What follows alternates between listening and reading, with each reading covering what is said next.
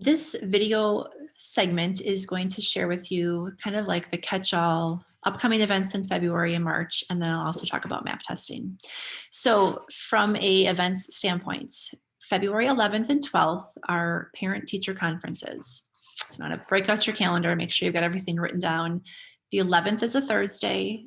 Our students have a half a day, so they'll be dismissed at 12:15. And then we will roll right into parent-teacher conferences, which begin at 1, and then they continue on all day Friday. These parent-teacher conferences are different than the fall in the standpoint that they're by parent request or teacher request. And they are meant to be held for students who might be struggling. Maybe there's a change that the teachers have observed. The curriculum really ramps up right after Christmas. So your child may have been doing really well, and now the teachers are noticing maybe a little bit of a slip. Maybe there's some study skills, some study habits that children are not fully have implemented. So it's a chance for us to come together with you, share our observations, for you to share your observations, and for us to develop a strong plan so we're both on the same page and that we can help your child finish this school year off strongly. I do want to mention one sort of sidebar. Some parents have expressed a concern that they received an email from their teacher saying, your child is not meeting the benchmarks and we want to meet in February. And parents are on alert, like, oh my gosh, my child's failing. Why are we waiting till February? Isn't this an urgent, call me immediately type of situation? Know that that's not the case. Those emails are just indicating that there's something we want to meet about. Your child isn't at this point his or her best self on the academic side, or maybe it's the behavioral side or social emotional. It's not an emergency. It can wait till February, and it's really a chance for us to sit down and chat. Middle school is doing a lot of more team approaches to the conferences, and this is to help consolidate things and be more concise.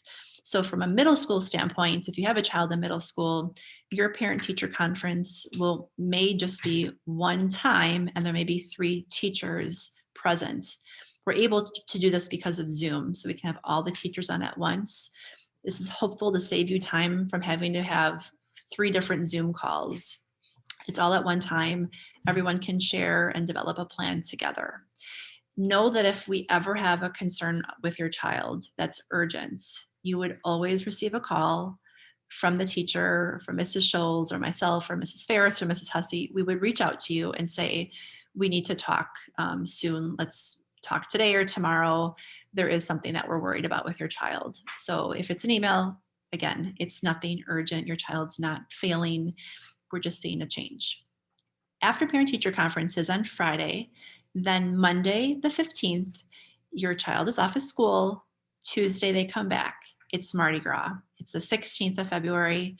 It's out of uniform completely for your child. We're asking them to wear purple, gold, green, or yellow shirts, the Mardi Gras colors, and they can wear whatever they want for out of uniform bottoms as long as it aligns with our out of uniform policy.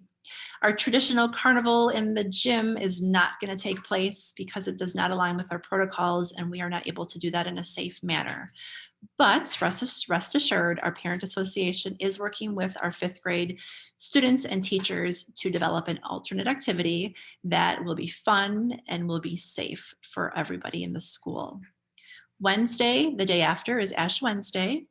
The school will be worshiping together at 10 a.m. with our all-school mass. The 3rd through 8th graders will be over at the church building, either in the church or St. James or St. Cecilia Hall. We are not able to have all students in the building and be safe. So our K4 through 2nd will be streaming that mass live into the classroom. We would love for you to participate in our Ash Wednesday mass. Please visit our Lumen Christi Parish website for the live streaming link for our Ash Wednesday 10 a.m. school mass. We do not have space in the church for parents to attend that mass, as every possible seat is taken with students in order to fit as many possible students in our space as possible. I guess it's possible a lot there. The next event after Ash Wednesday, we kind of roll into Lent, and then we typically would have Shamrock kind of rolling into March. And our Shamrock event was scheduled to be March 13th. It's not happening on March 13th this year. We are in the midst of planning an event, a Shamrock type event, and it's going to be taking place at the end of the school year. We're just in the kind of initial-ish stages of planning an event. Shamrock is very important to our school. It's a community builder. It's a chance for us to come together and celebrate our wonderful school, our amazing teachers, our amazing families, and just have that experience together in kind of a more relaxed party atmosphere. It also is a fundraiser, obviously, and those funds are needed for our operating budget. So we still will be having events.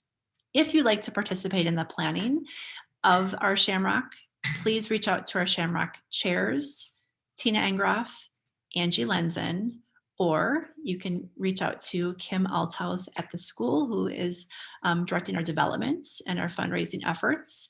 And they would love to chat with you and see how you can help and in what capacity. Again, it's going to look different than a normal Shamrock. It's going to have a different kind of feel to it.